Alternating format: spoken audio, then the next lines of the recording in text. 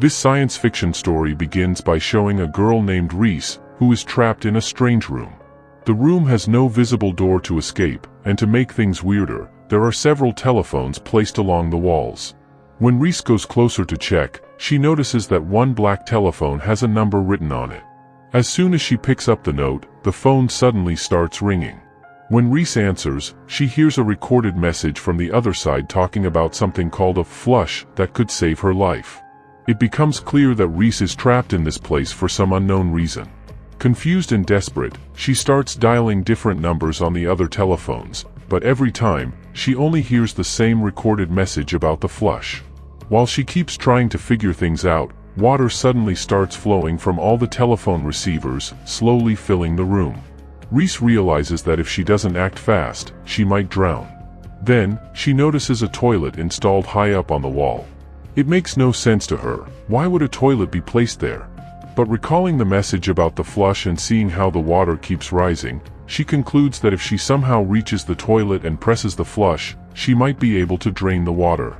As the water level rises, Reese struggles but manages to reach the toilet. After inspecting it, she discovers there's no flush attached. Without it, there's no way to release the water. Suddenly, one of the phones starts ringing again, even though she didn't dial it. Taking one last chance, she dives underwater, answers the phone, and finds a broken piece of a flush mechanism inside. She quickly takes it, attaches it to the toilet, and presses it. To her relief, all the water starts draining out, saving her life. But what kind of upside-down world is this? The truth is finally revealed. Reese is inside a simulation. Everything she experienced was part of a high-tech virtual reality game. She's actually a player in an advanced gaming zone where other gamers compete in huge tournaments. Exhausted after completing such a dangerous mission, Reese decides to go home. It's late at night when she arrives. Her father, Chris, is waiting for her. Reese's mother had passed away long ago, and since then, she's lived alone with her father. The two share dinner, talking happily about their day. It's a beautiful example of good parenting, when children openly share their day with their parents. If more parents encouraged this kind of communication, families would grow stronger and happier. But suddenly, an eerie sound spreads throughout the city. Within seconds, all the electricity and the internet go out again, throwing everything into darkness. Reese panics, but her father quickly lights a lantern, bringing a faint glow to the room. Unfortunately, a short circuit has destroyed Reese's only computer, the one she used to play her video games at home. Repairing it would cost a lot of money, and she feels crushed since she was planning to meet her friends again at the gaming zone. Seeing her disappointment, Chris gently tells her that sometimes it's good to take a break from technology. He begins reminiscing about earlier times when people lived without all these modern devices, when they connected with one another and grew closer to nature. But ever since modernization and advanced technology took over, people have stopped talking to each other. Every child in the family is lost in their own little world. In fact, no one even knows what's happening with their neighbors or what's going on in their own city. Everyone is just obsessed with social media and video games, spending their entire day lost in them. Hearing her father's words, Reese begins to realize her own mistake. All this time, she never once asked her father how he was doing or how his health had been. After finishing her studies, she would rush straight to the gaming parlor and spend hours having fun there. It had been a long time since Reese had sat down with her father to talk so openly. Both of them felt happy and peaceful as Chris told her several stories. Eventually, they both fell asleep together on the sofa. Around midnight, strange noises started coming from their old warehouse. Hearing the sounds, Reese woke up immediately. Curious to find out what was happening, she decided not to disturb her father and quietly headed toward the warehouse. The warehouse was very old. It had been built by her grandfather, Frank. Frank was still alive, but he didn't live with them. He stayed alone in the mountains. Reese even had a book written by her grandfather titled Radio Flash. Frank had once been a brilliant scientist who researched electromagnetic radiation and magnetic fields. He had published several research papers that could have been extremely useful in the future. But over time, people forgot about his work completely. No one cared anymore, everyone was too busy chasing modernization. For now, Reese walked into the warehouse, where many of her grandfather's old research tools and experiments were still kept. There had to be a reason why Frank had chosen to live in the mountains, away from everyone else. He must have known something that modern civilization couldn't even imagine. Many people called him crazy because he presented research ideas that others couldn't understand or simply refused to believe. As Reese explored the warehouse, she noticed an old radio sitting in front of her, one that belonged to her grandfather. He had built it many years ago and deliberately kept it there so that his family could contact him if needed. Since there was no cell or internet connection in the mountain range where he lived, this radio was the only way to reach him. Reese quickly grabbed a battery and powered on the radio. She wanted to see if it still worked, and if it did, maybe she could actually talk to her grandfather. The radio frequency had already been set by Frank himself. When Reese turned it on and adjusted a few dials, she was stunned to hear her grandfather's voice come through the static. Hearing him after so long filled Reese with joy.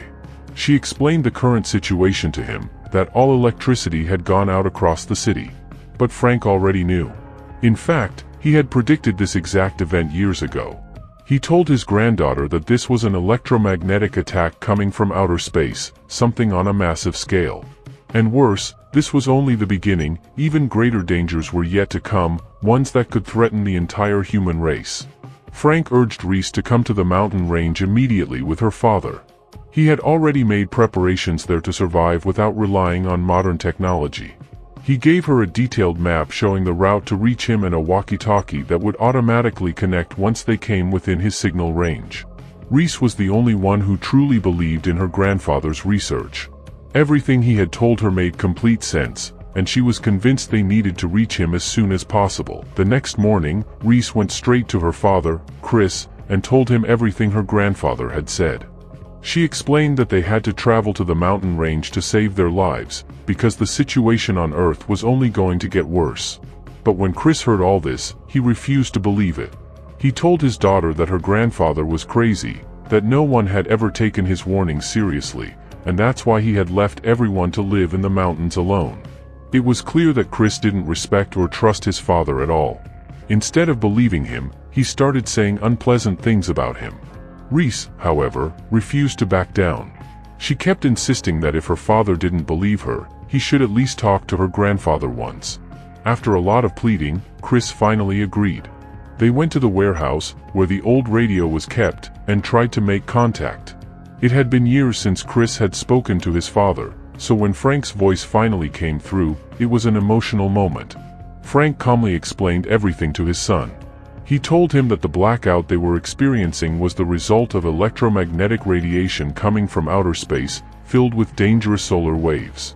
Those harmful rays had already knocked out all electricity and internet systems, and soon, things would get even worse. The radiation would start affecting human bodies directly. Frank urged his son to bring Reese and come to him immediately. He had spent years preparing a place in the mountains that was completely self-sufficient, built to survive even if all modern technology failed. He relied on natural resources that would never run out.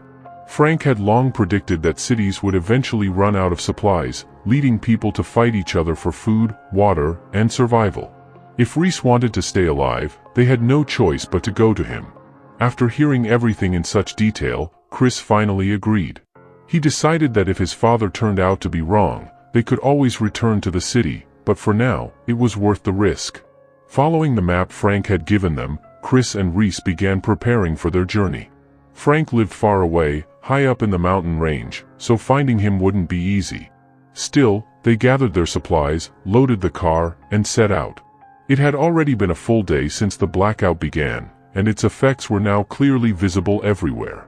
People were panicking, arguing with police officers, and demanding answers. Rumors were spreading that another country might be preparing to attack. The authorities tried to calm everyone down, assuring them that the government was working on a solution. Meanwhile, Chris and Reese stopped at a supermarket to collect survival supplies. But when they entered, chaos had already broken out. People were looting shelves, hoarding food, and fighting over whatever they could find. It was exactly what Frank had predicted. Chris and Reese managed to gather a few essentials before leaving. They got back into their car and began driving out of the city. Many others were doing the same, realizing that surviving in the city was becoming impossible. The highways and bridges were packed with cars, traffic jams stretched for miles, and several accidents had already occurred. Some people were even pushing abandoned vehicles out of the way just to clear the road. Eventually, Chris managed to find a way through and kept driving toward the mountains. All they had to do now was follow the map and locate Frank's position. Reese, exhausted from everything that had happened, soon fell asleep in the car, leaving her father to keep driving through the long, uncertain night. A few hours later, Reese opened her eyes and realized something was wrong. They had gone off course. The road they were on didn't match the one shown on the map. She tried to warn her father, Chris, but in that moment, his attention slipped from the road. Within seconds, their car veered off track and crashed straight into a tree. Luckily, neither of them was badly injured, but the car was completely wrecked. It was clear that it couldn't be repaired easily, and they were still far from Frank's location. With no other choice, Reese and Chris decided to continue their journey on foot, following the map through the dense forest. Meanwhile, Frank was shown waiting anxiously in his cabin. Based on his calculations, his son and granddaughter should have arrived by now. When they didn't, worry started creeping in, but he couldn't just leave to search for them.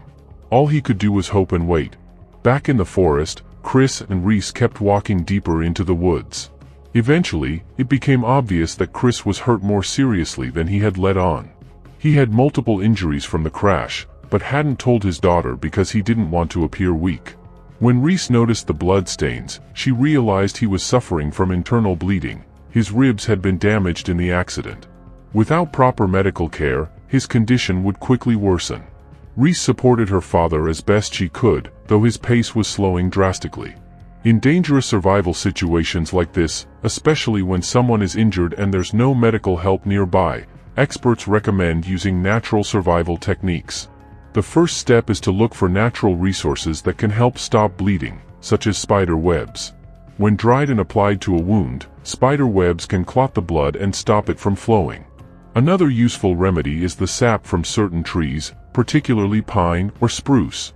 Their thick resin has mild antiseptic properties that help clean wounds and prevent infection. Alternatively, yellow leaves from specific plants can be crushed and applied to promote blood clotting. However, it's vital not to use dirty or contaminated materials, or the wound could become infected. Once the bleeding stops, the wound should be tightly wrapped to protect it from outside contact. Using these simple but effective methods, one can survive even severe injuries in the wild. Despite Reese's efforts, her father's condition kept worsening. His internal bleeding was getting out of control, and soon he couldn't even walk. Struggling to hold back her fear, Reese decided to find help. She ran through the forest, shouting for anyone to hear her. After a long, desperate search, she finally spotted a farmhouse in the distance. Rushing inside, she found an old man working there. His name was Trash. Without hesitation, she begged him for help and led him to her father. Thankfully, Trash was kind and compassionate. He immediately took Chris back to his farmhouse and did everything he could to treat his injuries using the limited supplies he had. He cleaned and bandaged the wounds, but Chris still didn't regain consciousness. The nearest hospital was miles away, and with no internet, no electricity, and no way to contact anyone, there was nothing more they could do. Hours passed, and Chris's condition continued to deteriorate. Despite Reese's prayers and Trash's efforts, Chris eventually succumbed to his injuries. He was gone. Reese broke down completely. She had never imagined this. She and her father had set out to survive, but now he was dead. The old man felt deep sympathy for her. Losing a parent at such a young age was unbearable, and Reese was left utterly heartbroken, all alone in a collapsing world. After much effort, Reese and Trash buried Chris's body with care and held a small funeral right there. Reese was completely shattered, lost in grief and confusion. Seeing her condition, Trash decided out of sheer humanity that he would help her reach her grandfather, Frank. He had an old car, and together they set out, following the map toward Frank's location, unaware of what dangers lay ahead on that road. Meanwhile, Frank was still waiting anxiously for his son and granddaughter. Something felt wrong. By now, they should have arrived. After hours of worry, he finally decided to go out and look for them himself, driving in the opposite direction from where they were supposed to come. While traveling, Frank came across a crashed car. The moment he saw it, his heart sank. It was his son's vehicle. Blood stains on a piece of cloth nearby confirmed his worst fears. Something terrible had happened. Following the trail, Frank continued investigating and eventually reached the old farmhouse where Reese had earlier sought refuge. But when he called out, no one answered. The house was empty, Trash and Reese had already left. Frank stepped inside and immediately noticed bloodstains on the sofa. His suspicions deepened. As he walked outside, he spotted a freshly made coffin. The wood was new, the dirt still unsettled. In that instant, he knew the truth: his son Chris was dead. Heartbroken but determined, Frank swore he would find and protect his granddaughter at any cost. At the same time, Reese was sitting in Trash's car, heading toward her grandfather's location. Suddenly, a man appeared on the road, waving for help. Something about him didn't feel right, and Trash sensed danger. He quickly told Reese to hide in the back compartment of the truck. The stranger approached, pretending to talk normally, but within seconds, he pulled out a gun and shot Trash point blank. Reese froze in terror, hiding silently in the corner. The man threw Trash's body out of the truck and drove away. He was a violent thief who robbed and murdered travelers. Eventually, he drove the truck into a junkyard full of scrap metal and abandoned machinery. Reese was still trapped in the back, terrified and trying to figure out how to escape. Just then, another man appeared, a hunter. He looked strange and menacing. Hearing noises from the truck, he aimed his rifle and, without hesitation, shot the thief dead. Reese gasped in fear. Before she could think, she ran for her life. But the hunter spotted her and chased her through the junkyard. She couldn't get far. He caught her and dragged her to his house, an old, decaying cabin deep in the woods. When Reese regained consciousness, she found herself face to face with a horrifying old woman. The woman sneered and said she had lived there for many years, and the hunter was her son. She told Reese coldly that entering their territory without permission was a crime that came with punishment.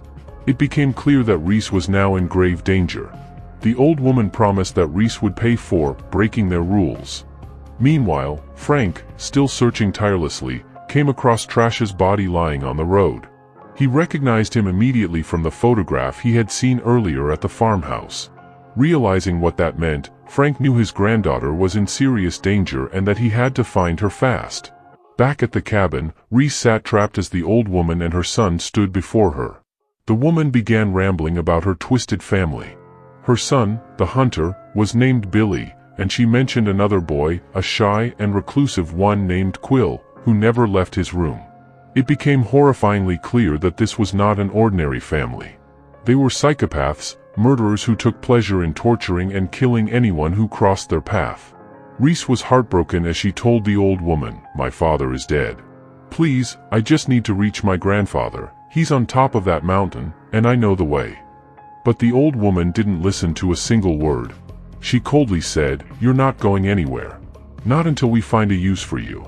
No matter how much Reese pleaded, the old woman spoke to her cruelly, declaring that she would have to live there forever. Scared and helpless, Reese was told to go upstairs and sleep. She obeyed quietly, trembling with fear. As night fell, Reese couldn't stop thinking about escaping. Once everyone was asleep, she carefully got up, found the keys, and unlocked the door. Without looking back, she ran as fast as she could into the dark woods. But the old woman soon realized what had happened. Furious, she sent her son Billy to catch Reese. Billy ran like a wild animal through the forest, and before long, he caught up with her. He knocked her unconscious, tied her up in a sack, and hung her from a tree. Mercy was something this family didn't understand. As punishment, Billy left Reese hanging there all night, without food or water, suffering in silence. Hours later, a bear appeared beneath her, growling hungrily. Its sharp claws scraped at the ground, ready to tear through anything. But Billy was there, watching. He had deliberately used Reese as bait to lure the bear. The moment the animal got close, Billy raised his gun and shot it dead. He then cut Reese down and locked her in his room. For days, she was kept captive, barely fed, growing weaker by the hour. That's when she finally understood what her grandfather used to say, that sometimes only nature itself can help you survive. A whole week passed, and no one came to rescue her. Then one night, the old woman called Reese outside and offered her a cruel deal. "We won't kill you," she said, "if you agree to become Billy's wife and live with us." Reese was horrified. She refused instantly. She could never be part of this insane family. Enraged, the old woman threw her back into the room and locked the door again. Reese didn't know how much longer she could endure or if she'd ever escape. Then one evening, a young man quietly appeared near her room. He seemed shy and nervous. It was Quill, the family's second son, the one who rarely came out of his room. Unlike the others, Quill wasn't a psychopath. He pitied Reese and wanted to help her escape. Late that night, he carefully unlocked her door and led her outside. They crept through the woods together. Quill had decided he no longer wanted to live with his murderous family. But soon Billy realized they were gone. Furious, he grabbed his rifle and began tracking them. Being a hunter, he quickly picked up their trail. As Quill and Reese hurried through the forest, he shared a few berries with her to keep her strength up. He knew his brother would catch up sooner or later, and he was right. Within moments, gunshots echoed through the trees.